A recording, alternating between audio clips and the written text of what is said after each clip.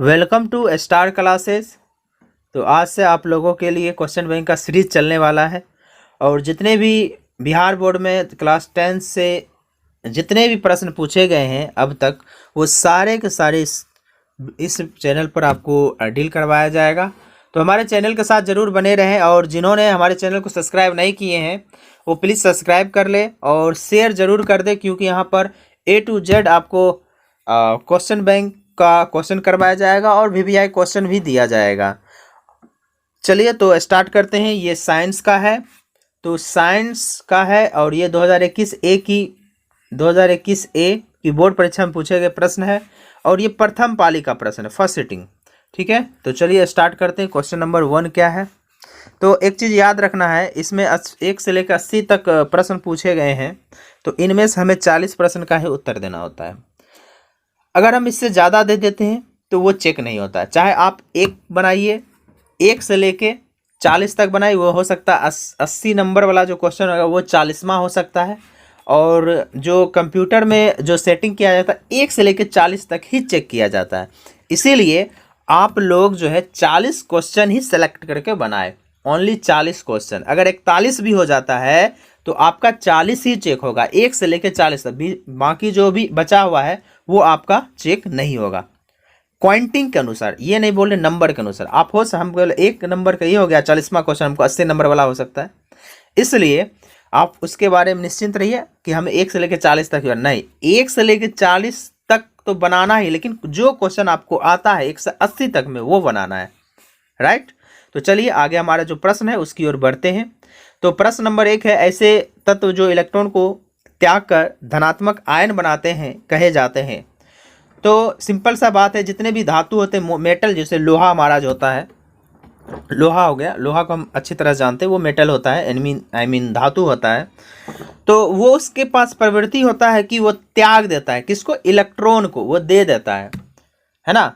Simple सा भी अगर हम लॉजिक के साथ पढ़ें, देखो कोई चीज़ भारी है तो भारी वाला ही क्या करेगा? अपने आप को वजन हल्का करने के लिए त्यागेगा, देगा। तो इसीलिए हमारा जो है आंसर हो जाएगा धातु। ठीक है, चलिए क्वेश्चन नंबर 2 है कि लोहा पर जिंक लेपित करने की क्रिया को कहते हैं। तो सिंपल से हम लोग पढ़ चुके हैं, लोहा पर जिंक लेपित करने की क्रिया को कहते हैं गैल्वेनीकरण। क्वेश्चन नंबर 3 है कि निम्न में कौन सा संयोजी यौगिक है? यहां पर यौगिक लिखा हुआ है,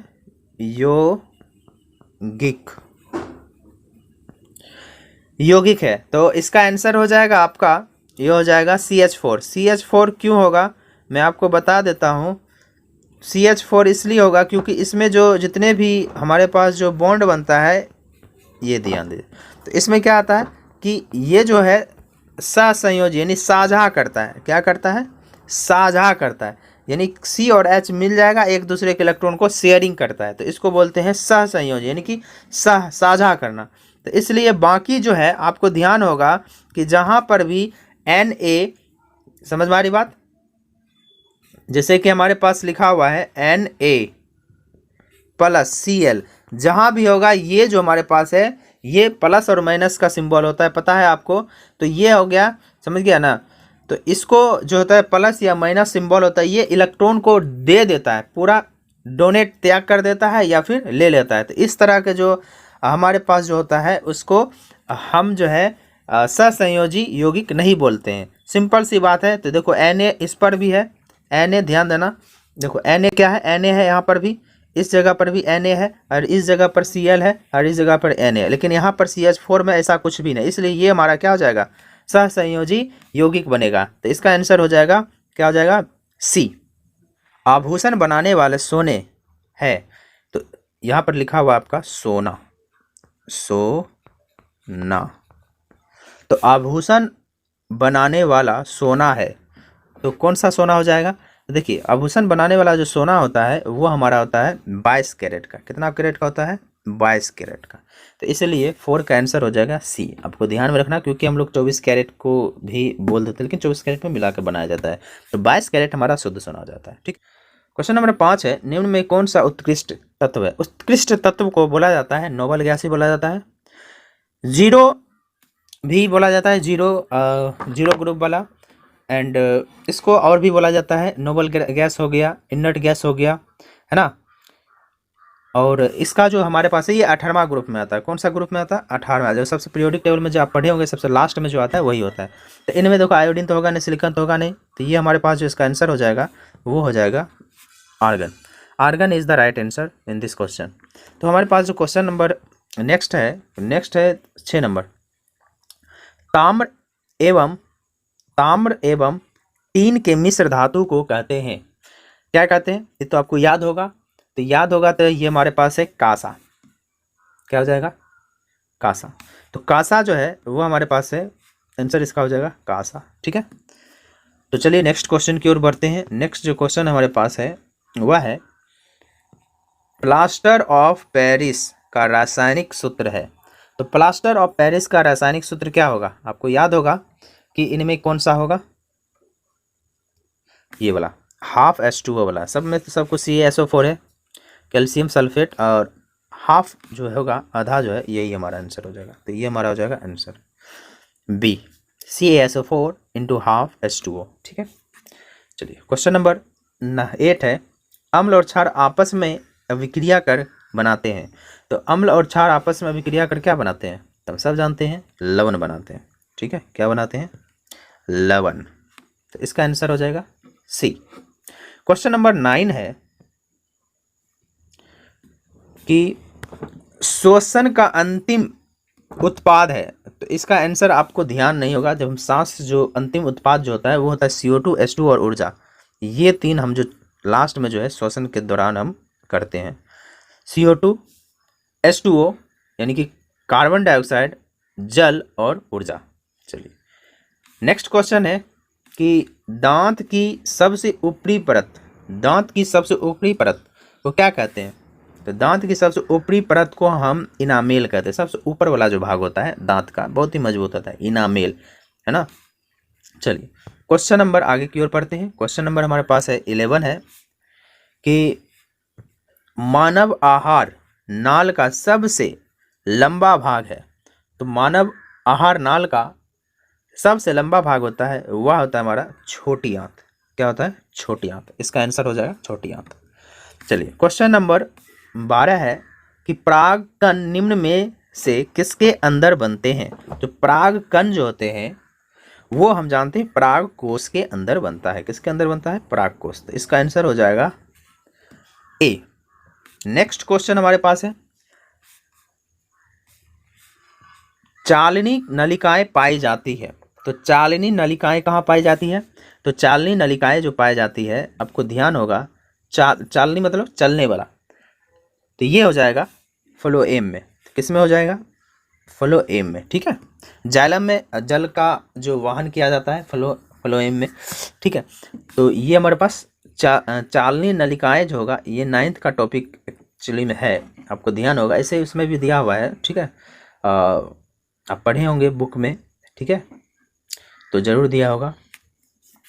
चलिए क्वेश्चन नंबर 12 है, सॉरी क्वेश्चन नंबर 14 है, यानी कि 14 है। RBC की जीवन अवधि होती है। RBC की जीवन अवधि होती है कितना दिन होती है? यानी कि रेड ब्लड सेल, रक्त, है ना, ब्लड, रेड ब्लड रक्त, लाल रक्त कणिकाएं की जीवन अवधि होती है कितने दिन होती है? तो इसका आंसर हो जाएगा ए, 120 दिन। ठीक है, चलिए नेक्स्ट क्वेश्चन की ओर बढ़ते हैं। तुम्हारा नेक्स्ट क्वेश्चन है मानव शरीर की सबसे लंबी कोशिका है। तो मानव शरीर की सबसे लंबी कोशिका क्या कहता है? लंबा जो होता है न्यूरॉन होता है, आपको ध्यान होगा, पढ़े होंगे। तो मानव शरीर की सबसे लंबी कोशिका जो होती है वह न्यूरॉन होती है। ठीक है, तो इसका आंसर हो जाएगा सी। चलिए क्वेश्चन नंबर डी है अंडाणु निषेचित होता है कहाँ होता है? अंडाशय में, गर्भाशय में, योनि में या फेलोपियन नलिका में? तो इसका आंसर हो जाएगा फेलोपियन नलिका में। ठीक है, चलिए क्वेश्चन नंबर 17 है कि वन मिली एम्पियर बराबर होता है, तो मिली का मतलब क्या होता है, 10⁻³ होता है ना। हाँ, तो इसका आंसर हो जाएगा, मिली है कि माइक्रो, सॉरी, अगर मिली है, ध्यान देना, अगर इसका आंसर हम बता रहे हैं, अगर मिली है तो ये हो जाएगा 10⁻³ ठीक है। अगर ये माइक्रो लिखा, लेकिन माइक्रो में इस तरह का सिंबल रहता है, माइक्रो एम्पियर इस तरह का सिंबल होता है, तो आई थिंक इसका आंसर हम पहले बोल रहे हैं, अगर मिली एम्पियर है तो मिली एम्पियर के अकॉर्डिंग आपका आंसर हो जाएगा ए। क्या हो जाएगा, ए। अगर आपका आंसर 1 माइक्रो, ये माइक्रो ऐसे इस तरह से सिंबोलित किया जाता है, संबोधित किया जाता है, अगर ये रहा तो आपका आंसर हो जाएगा डी। तो आप डिपेंड करना है क्वेश्चन के अकॉर्डिंग ये है क्या, ठीक है। तो मेरे अनुसार जो था मैं आपको बता दिया। चलिए क्वेश्चन नंबर अगला है 18। डीजल का उपयोग होता है, किस चीज़ में होता है, भारी वाहनों में, रेल के इंजन में, विद्युत उत्पादन में, या इनमें सभी। तो इसका आंसर हो जाएगा, एक्चुअली हम जानते हैं रेल डिब्बा में भी क्या होता है, रेल के इंजनों में भी डीजल का उपयोग किया जाता है, तो इसलिए इसका आंसर हो जाएगा इनमें सभी, सभी में किया जाता है, सभी में, सभी में, ठीक है। चलिए नेक्स्ट क्वेश्चन हमारा है, सौर सेल और सौर ऊर्जा को रूपांतरित करते हैं, तो सौर सेल से क्या चीज़ में, तो सौर सेल जो होता है विद्युत ऊर्जा में रूपांतरित होता है, पढ़े होंगे आप। तो सौर सेल जो है उसको क्या करता है, इलेक्ट्रिकल में कन्वर्ट करता है, यानी कि विद्युत ऊर्जा में। इसका आंसर हो जाएगा डी। क्वेश्चन नंबर नेक्स्ट है, सोना की परमाणु संख्या। तो सोना की परमाणु संख्या क्या होगा, याद है आपको, नहीं याद तो करते होंगे नहीं, तो हम आपको बता देते हैं, इसका आंसर हो जाएगा 79। नेक्स्ट क्वेश्चन है, क्वेश्चन नंबर 21 है, निम्न में कौन ऑक्सीकरण की क्रिया नहीं है, निम्न में कौन ऑक्सीकरण की क्रिया नहीं है, ऑक्सीकरण की क्रिया कौन सा नहीं है। तो इसका आंसर हो जाएगा अवक्षेपण। क्या हो जाएगा, इसका आंसर हो जाएगा अवक्षेपण, ठीक है। चलिए अगला हमारे पास है, ऑक्सीजन की संयोजकता होती कितना है, वो कितना संयोजकता कर सकता है। तो ध्यान देना, इसका ऑक्सीजन का हो जाता है, देखो सिंपल सा है, आपको ध्यान होगा, ऑक्सीजन होता है 8 नंबर, कितना नंबर होता है, 8 नंबर, तो ये हो जाता है 2 6। इसके पास 2 इलेक्ट्रॉन चाहिए, इसलिए ये अष्टक पुरा लेगा, कितना पुरा लेगा, अष्टक पुरा लेगा, इसलिए इसका आंसर हो जाएगा 2, ठीक है। चलिए क्वेश्चन नंबर 23 है, अम्लीय वर्षा के जल का पीएच मान होना चाहिए। तो इसका आंसर हो जाएगा आपका 5.6 से कम हो जाएगा, कितना हो जाएगा, 5.6 से कम होना चाहिए अम्लीय वर्षा के लिए। नेक्स्ट क्वेश्चन है कि चींटी के डंक में कौन सा अम्ल पाया जाता है। तो चींटी के डंक में जो अम्ल पाया जाता है वह है मिथेनोइक अम्ल। कौन सा अम्ल हो जाएगा, मिथेनोइक अम्ल, ठीक है। तो इसका हो जाएगा सी। डी नंबर है, वनस्पति तेलों में होती है, वनस्पति तेलों में होती है, तो इसका ध्यान देने वाली बात है, तो इसका आंसर हो जाएगा लंबी संतृप्त हाइड्रोकार्बन। तो इसका आंसर क्या हो जाएगा, ए, ठीक है। चलिए क्वेश्चन नंबर 26 है, यानी 26 है, ब्यूटेन के कितने समावयवी संभव है। तो ब्यूटेन का जो है कुल जो है बी, यानी कि इसका आंसर हो जाएगा 2, यानी कि 2, ठीक है, 2 ही समावयवी संभव है, जिसको इंग्लिश में आइसोमेरिज्म या आइसोमर कहते हैं। चलिए क्वेश्चन नंबर 27 है, मेंडलीव के आवर्त नियम में तत्व वर्गीकरण का आधार संख्या है, क्या है, परमाणु त्रिज्या, परमाणु घनत्व, परमाणु संख्या, परमाणु द्रव्यमान। तो ध्यान देना है, तीनों जो था ना, डोवे, राइनर, न्यूलैंड एंड मेंडलीव, ये तीनों का जो मेथड था वो सेम था, परमाणु द्रव्यमान, ठीक है। तो इसका आंसर हो जाएगा डी। नेक्स्ट जो हमारा क्वेश्चन है, अमोनिया के अणु में नाइट्रोजन एवं हाइड्रोजन के परमाणुओं की संख्या का अनुपात है। अमोनिया, तो ध्यान देना, अमोनिया का फार्मूला होता है NH3। तो इसका जो रेशियो हो जाएगा, अब ध्यान से देख लीजिए, इसका रेशियो क्या होगा।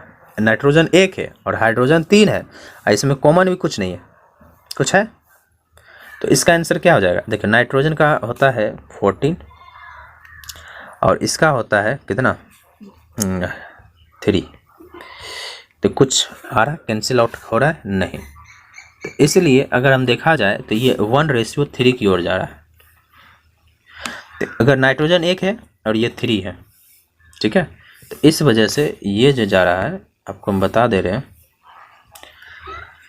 ये आएगा आपका आंसर 1.3, क्योंकि NH3 अमोनिया होता है, तो नाइट्रोजन एगो है तो 1, हाइड्रोजन क्या है 3 गो।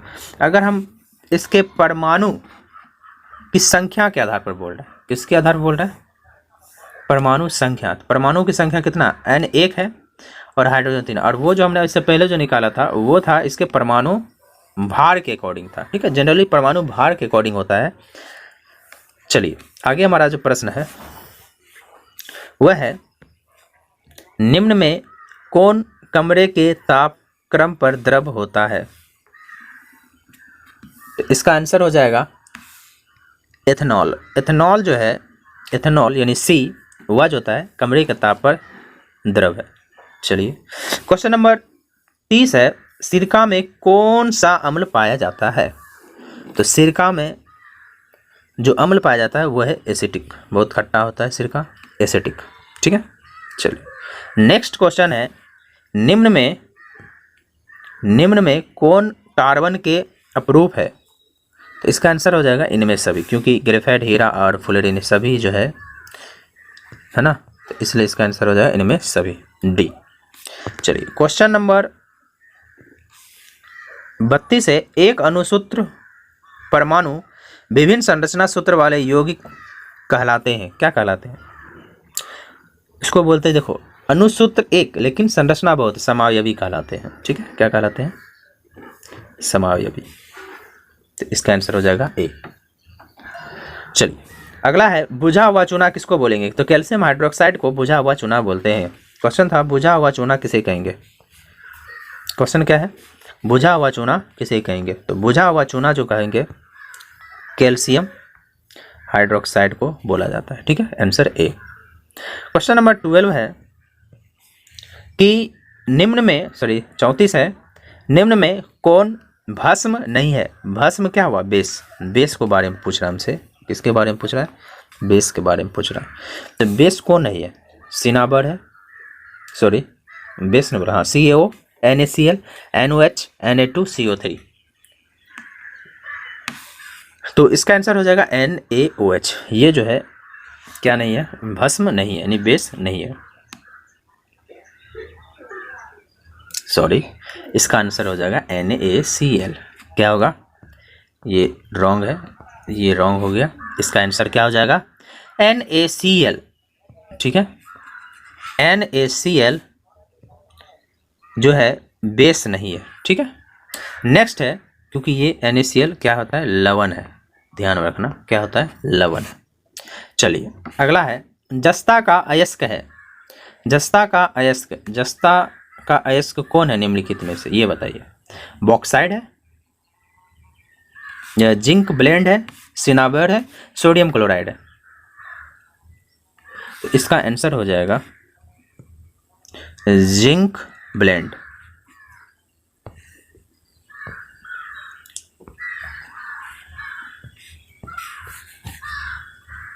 चलिए क्वेश्चन नंबर